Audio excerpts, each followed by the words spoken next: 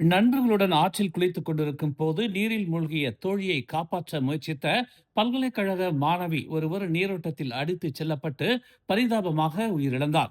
நேற்று பிற்பகல் 1:48 மணியளவில் மாணவர்களிடமிருந்து அவசர அழைப்பை பெற்றதும் சம்பவ இடத்திற்கு விரைந்ததாக செத்யூ மாவட்ட காவல்துறை தலைவர் முகமது ஜெயின் மாட்ரிஸ் தெரிவித்தார்.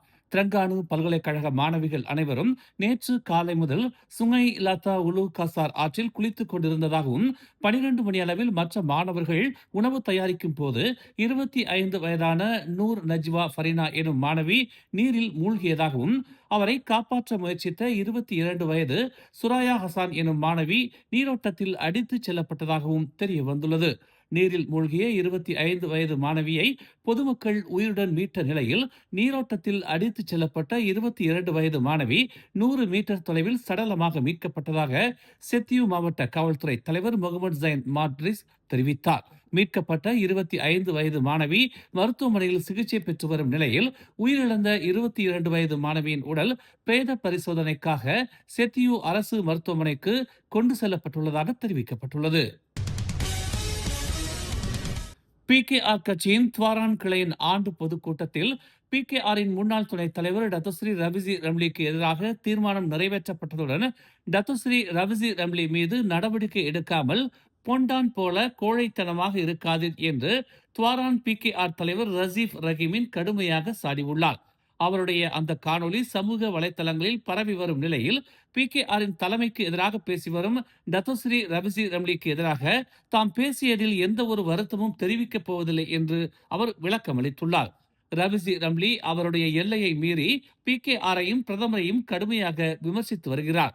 அவர் மீது பிகேஆரின் ஒழுங்கு நடவடிக்கை குழு நடவடிக்கை எடுக்காமல் கோழைத்தனமாக இருந்து வருகிறது. இன்னும் கொச்சையாக சொல்ல வேண்டும் என்றால் பொண்டான் மாதிரி பிகேஆர் தலைமை செயல்படுகிறது என்று ரசீப் ரஹீமின் தெரிவித்துள்ளார்.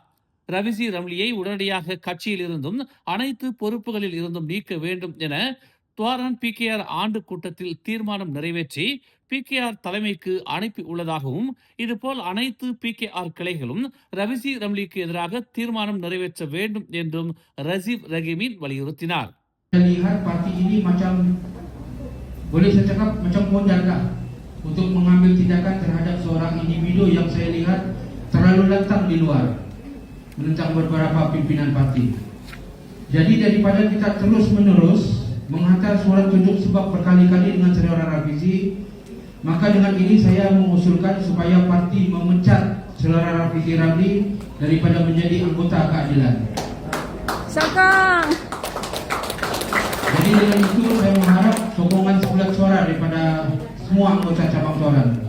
Sokong. Okey. Usul kedua. கிளந்தான் வழியாக தாய்லாந்துக்கு போதைப் பொருளை கடத்த முயற்சித்த 4 பேர் கொண்ட கும்பலை எல்லை பாதுகாப்பு அமலாக்க அதிகாரிகள் கைது செய்தனர்.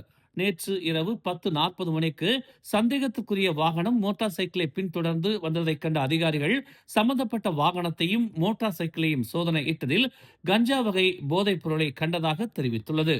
பறிமுதல் செய்யப்பட்ட போதைப் பொருளின் மதிப்பு 1,37,000 என கணக்கிடப்பட்டுள்ளதாகவும் கைது செய்யப்பட்ட 4வரும் 23 முதல் 35 வயதுடைய இளைஞர்கள் என்றும் தெரிய வந்துள்ளது. தாய்லாந்து நாட்டுக்கு போதைப் பொருளை கடத்தும் முன்னர் உள்ளூர்வாசிக்கு போதைப் பொருளை விற்கும் நிலையில் அவர்கள் கைது செய்யப்பட்டதாகவும் மீள் விசாரணைகள் மேற்கொள்ளப்பட்டு வருவதாகவும் தெரிவிக்கப்பட்டுள்ளது.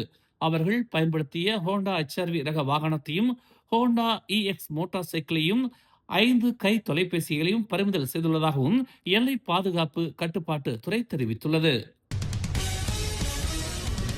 ஸ்லாங்கூர் மாநிலத்தில் தொடரும் வெள்ள பிரச்சனைகளை கையாள்வதில் மாநில அரசு தொடர்ந்து தோல்வி அடைந்து வருவது குறித்து ஸ்லாங்கூர் சுல்தான் ஷராஃபுடின் இட்ரிஷா வருத்தம் தெரிவித்துள்ளார்.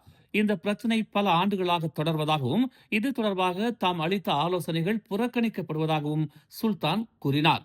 ஸ்லாங்கூரில் கடந்த ஆண்டு வெள்ளத்தால் ஏற்பட்ட இழப்புகள் 52.9 மில்லியனாக இருந்தது. இது 2024 பதிவான 22.6 மில்லியனை விட 2 மடங்குக்கும் அதிகம் என்று அவர் சுட்டிக்காட்டினார். ஒவ்வொரு ஆண்டும் வெள்ள பிரச்சனைகளை கையாள்வதற்காக நிதி ஒதுக்கப்படுகிறது. ஆனால் அதன் முடிவுகள் திருப்தியற்றதாகவே இருக்கின்றன என்று சுல்தான் ஷராஃபுடின் கூறினார். மக்கள், குறிப்பாக குடியிருப்பு பகுதிகளில் வசிப்பவர்கள் தொடர்ந்து பாதிக்கப்படுகின்றனர் என்று ஸ்லாங்கூர் மாநில செயலக கட்டிடத்தில் நடைபெற்ற 15வது மாநில சட்டமன்றத்தின் 4வது அமர்வின் தொடக்க விழாவில் அவர் இதனை தெரிவித்தார். விரிவான, குறுகிய, நடுத்தர மற்றும் நீண்ட கால செயல் திட்டங்களை வகுப்பதன் மூலம் மாநிலத்தின் வெள்ள பிரச்சனையை தீர்ப்பதற்கு மாநில அரசு முன்னுரிமை அளிக்க வேண்டும் என்று அவர் மீண்டும் வலியுறுத்தினார். மாநிலத்தின் அதிகரித்து வரும் மக்கள் தொகைக்கு ஏற்ப மக்களுக்கு போதுமான அளவு சுத்தமான நீர் கிடைப்பதை உறுதி செய்வதற்காக கிள்ளான் ஆற்றை சுத்தம் செய்யுமாறும் அவர் உத்தரவிட்டார். மாநிலத்தின் வெள்ளம் மற்றும் நீர் விநியோக பிரச்சனைகள் முழுமையாக தீர்க்கப்படும் வரை நடவடிக்கை எடுக்க கோருவதை நிறுத்தப் போவதில்லை என்றும் அவர் கூறினார். தங்களை பாதிக்கும் அடிப்படை பிரச்சனைகளை தீர்ப்பதில் அரசு தோல்வி அடைவது குறித்து மக்களிடமிருந்து தனக்கு அடிக்கடி புகார்கள் வருவதாகவும் சுல்தான் தெரிவித்தார். இத்தகைய பிரச்சனைகள் மீண்டும் ஏற்படாத வகையில் மேலும் முறையான, ஒருங்கிணைந்த மற்றும் பயனுள்ள அணுகுமுறையை அவர் வலியுறுத்தினார். மாநில அரசின் கொள்கைகள் எப்போதும் ஸ்லாங்கூர் மக்களுக்கு முன்னுரிமை அளிப்பதை உறுதி செய்ய வேண்டும் என்று அவர் வலியுறுத்தினார். செயல் இல்லாமல் வெறும் பேச்சோடு நின்று விடாதீர்கள், மக்கள் உங்கள் மீது வைத்துள்ள நம்பிக்கையை இழக்க விடாதீர்கள் என்று அவர் சுட்டிக்காட்டினார். மேலும் செய்திகளை தெரிந்து கொள்ள தமிழ் மலர் இணையதளம், தமிழ் மலர் செயலி மற்றும் மலர் டிவி யூடியூப் சேனலை வலம் வாருங்கள். எங்களோடு இணைந்திருக்க மலர் டிவியை பதிவு செய்து கொள்ளுங்கள். உறவுகள் மகிழ்ந்திட விருப்பம் மற்றும் பகிர்வு சேவையை சொடுக்கிடுங்கள்.